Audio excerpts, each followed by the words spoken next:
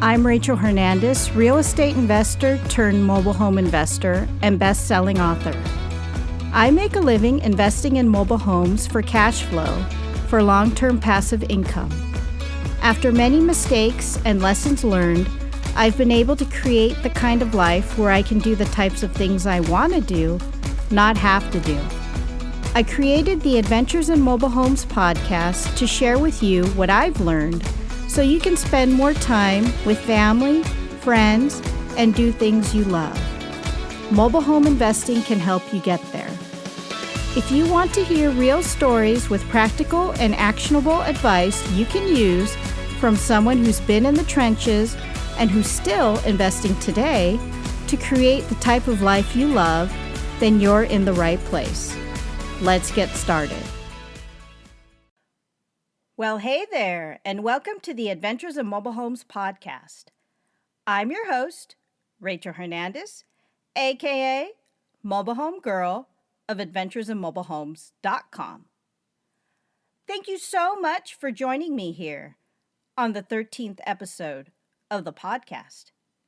Now, just in case you missed it, be sure to tune in to the last episode where I talk about setting up your business and the types of tools you should have for your business as a mobile home investor. You can find it along with the show notes at www.adventuresinmobilehomes.com/12. And that is the number 12. Okay, so let's get started. So last week, I talked about the importance of setting up your business and the basic tools that you need to get started as a mobile home investor. Again, it shouldn't be that complicated. Just start with the basics to get your mobile home investing business up and running. And you should be good to go. But today, I want to talk about a topic that I've been wanting to talk about for a very long time. And to be honest, I debated even bringing this subject up in the podcast. But I feel it needs to be said and addressed. And that is the subject of mobile home parks. So today, I'm going to talk to you about the truth about mobile home parks. Is it a good investment for the long term? And why are there so many quote-unquote real estate gurus promoting it and getting on podcasts talking about it and articles written about it? Why do so many people want to buy them? And what makes mobile home parks such a great investment? Or not? But before we move on, let's hear a word from our sponsor. Hey there, Rachel here. Are you interested in mobile home investing? If yes, I've got a free mobile home investing course for you. It's called What You Need to Know to Get Started in Mobile Home Investing. It details all the ins and outs of what you need to know before you get started as a mobile home investor. With so much information out there, it's overwhelming to go out and search for what you're looking for. So I put my knowledge and expertise in mobile home investing to work. And it's all in this free training course. You can find it at www.adventuresinmobilehomes.com/free training class. Again, www.adventuresinmobilehomes.com/free training class. Grab your seat and get started today. Now, back to the show. Okay, so let's talk about mobile home parks and buying and investing in them. Should you buy an entire mobile home park? Is it a good investment for you?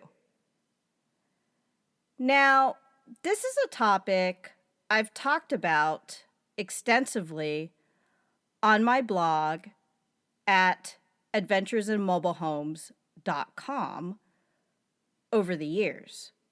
So, if you're a longtime reader and subscriber, you're getting the audio version. And then some. You're really in for a treat.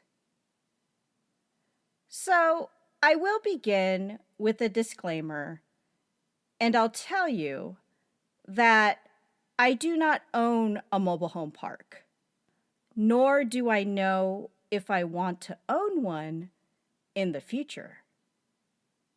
Personally, I get a lot of opportunities that come my way to buy parks, joint venture with others to buy them, or just opportunities to buy them directly from mobile home park owners themselves. A few weeks ago, I had an investor team offer to fund me should I find a mobile home park I wanted to buy. Now, this team wanted to work with an investor with the know-how, like me, who knew the ins and outs of mobile home investing, and purchase a park with them and fund them through a partnership. So basically, I'd do the work and they'd fund the deal. We'd split everything 50-50. I told them I didn't have any plans at this moment to buy a park. And I explained why, which I'll get into in this episode. Though they said they really wanted to work with me and wanted to keep the door open for opportunities. So I agreed, and we left it at that. So, what is the deal with mobile home parks? Are they a good investment or not? And why would you want to buy one in the first place? Well, I actually had this conversation with Lonnie Scruggs, the godfather of mobile home investing, who mentored me personally when he was alive. And what Lonnie told me was that I'd really have to think long and hard if I even wanted to buy a mobile home park because of what was involved. Why? Well, he said that once I buy a park, I'd be tied to that park. I'd have to manage people on a bigger scale, such as a park manager and contractors. If anything went wrong with the park, I'd have to be prepared with the cash reserves. But what Lonnie told me about mobile home parks that resonated with me the most was that he told me having a park may not offer me the freedom that I wanted.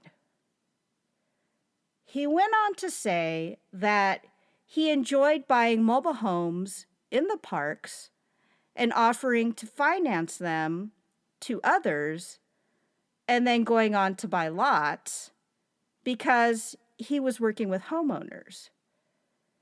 It was their responsibility to take care of the homes that he offered for sale. With the lots he bought, it was only dirt. So not much could go wrong. So this setup offered him the freedom to go out and travel in his RV with his wife whenever he wanted, which was his ultimate goal and the reason he got into mobile home investing in the first place. So he had the freedom to do the things that he wanted, and he did exactly that.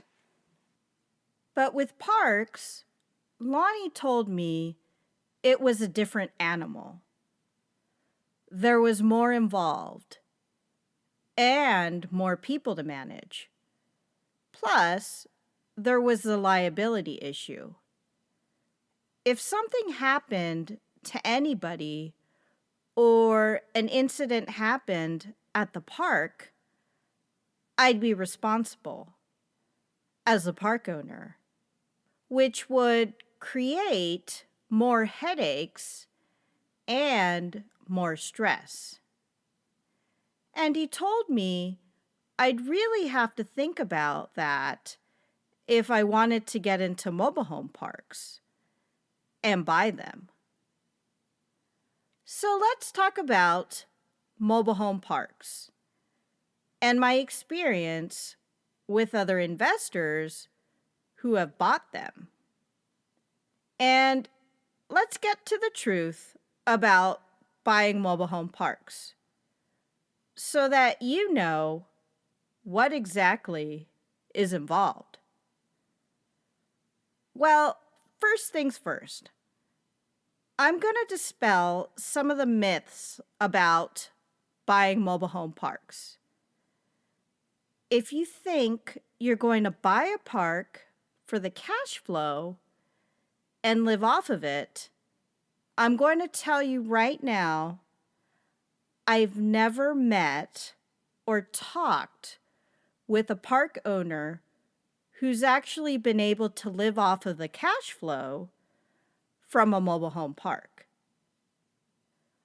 Most of the park owners I've known either have another job or another source of income coming in to make ends meet.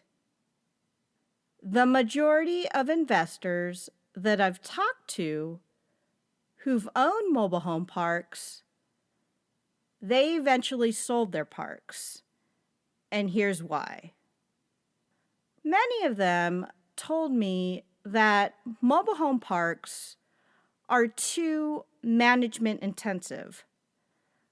I share the story in my blog, adventuresinmobilehomes.com, about one of Lonnie's students who actually bought a park with other investors. And he ended up moving his entire family to another state in order to manage the park and turn it around. Well, it ended up being a nightmare. He was miserable, his family was miserable, and he ended up selling his interest in the deal and getting into something else. I'll link up the post here in the show notes if you want to check it out. Another investor I know who actually taught about mobile home parks got out of the business completely. Now, this investor grew up in the business. His family owned a mobile home dealership, and they eventually started buying mobile home parks. They were in the business for over 25 years. But soon, this investor grew tired of mobile home parks. He also said they were too management intensive and got out of it completely. He went into commercial real estate, buying office buildings. Later on, he said these buildings were less management intensive than owning and operating mobile home parks. And the tenants for these buildings, which were businesses, were much easier to deal with than the residents of a mobile home park. Yet another investor I knew, now this one was out of California, well, he bought a mobile home park in Texas. He had taken the boot camp offered by a mobile home park guru, and he was all fired up and sold on the idea of buying a mobile home park. His plan was to live off the cash flow from the mobile home park after he turned it around. Well, guess what? After owning the park for a while, he had some water lines, including the main water line, break. He had to fly out from California to assess the situation and talk to contractors who could fix the issues. And you know how much money it cost him? $60,000. Yes, you heard me. So, where did he get this kind of money? Well, fortunately, he had some equity in some of his single-family home rental properties in California, which he still had. So, he quickly refinanced his single-family homes to pull cash out of them and pay for the repairs and the damage to fix the main line and the other water lines of his park. Soon afterwards, he ended up selling the park and going back to single-family homes. He told me he'd never go back to buying a park. There was too much risk, cost, and liability, which he soon found out through his own experience. He told me he should have just stuck with what he knew, which was single-family homes, instead of getting sold on the idea of buying a mobile home park, which he regretted. So as you can see, there's a lot of risk and money involved when buying a mobile home park, not to mention a lot of time it takes to manage them. It's funny because there are subscribers who have been reading my blog, Adventures in Mobile Homes, since the beginning. And over the years, they have purchased mobile home parks, only to have sold them. Again, they told me it was just too management intensive and took up too much time. Many of them are now in other real estate classes and niches. At this point, I guess you're wondering why there's so much quote-unquote hype about mobile home parks, especially now. You see courses about them, boot camps being sold, and real estate gurus on popular podcasts and websites talking and writing about them. So, what is the big deal about mobile home parks in the first place? To be honest, it's just a case of selling the dream. But many soon find themselves in a nightmare. And that is why these park owners sold their parks, vowing never to go back to buying mobile home parks. And so they end up getting into something else. Now, I'm not going to say it's not worth it to invest in a mobile home park. I think it can be done on a small scale. And there's a book that I highly recommend about buying mobile home parks as a small investor, which I've reviewed, and I'll link here in the show notes.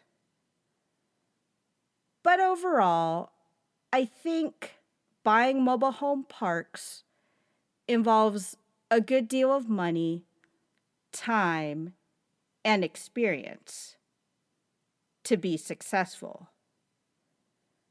And I'll tell you, a lot of these real estate gurus who have courses and boot camps about buying parks, well, they started off with a lot of money to buy them in the first place.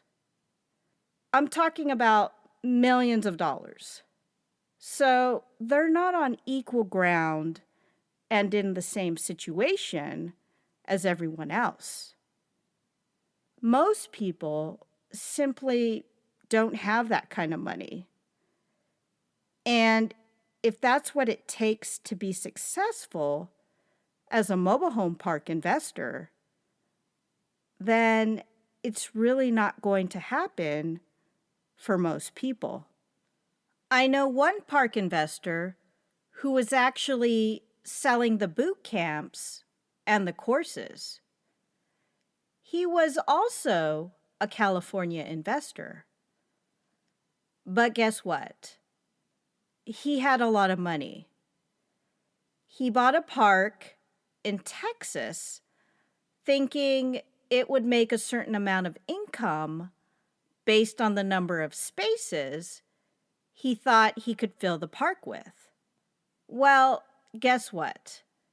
He didn't factor in that these spaces were for smaller mobile homes, older mobile homes, which are harder to find, which made it harder to fill these lots at those sizes. So guess what happened? He had to lessen the amount of spaces to fill the park and account for newer, used mobile homes, which were bigger and took up more space. Though these homes needed more power to the houses since they were bigger and newer, which meant this investor had to completely upgrade the park's electrical system, which cost money and time. Well, he spent thousands of dollars doing an electrical upgrade for the entire park. 6 figures to be exact. And the money came from, you guessed it, his California properties, which built up a significant amount of equity, which he pulled the money from. Now, after he filled the park and turned it around, he went into something else in a completely different real estate niche. So you see, mobile home parks, they're not what they're cracked up to be. Sure, you may hear stories of people's successes with them, but you have to ask yourself, why are they saying this? And what are they trying to sell? Are they selling the dream? And if I buy from them, will the dream turn into a nightmare? And this also goes for mobile home park funds. Now, there's a lot of these so-called real estate gurus having their own funds to raise money to buy and eventually sell mobile home parks. They claim to do all the work for you in exchange for you to buy into the fund with your own money. But when will you get your return? And is it guaranteed? Well, as an investor who's been doing this for a very long time, there are no guarantees. And the chances of you getting your return that you're promised is even slimmer when someone else controls your money. I had a good real estate investing blogger friend who bought into one of these funds. Now, it wasn't for a mobile home park, but it was for an apartment building. And it was with other investors.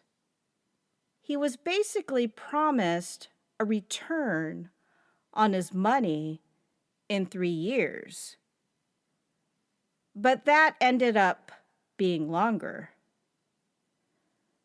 It got to the point where the management company, aka the investors, asking you for the money and selling you on the dream, kept asking for money for quote unquote repairs. Well, my real estate investing blogging friend eventually got out when the building was sold. But it wasn't nearly the return he was promised, or in the time frame he was told.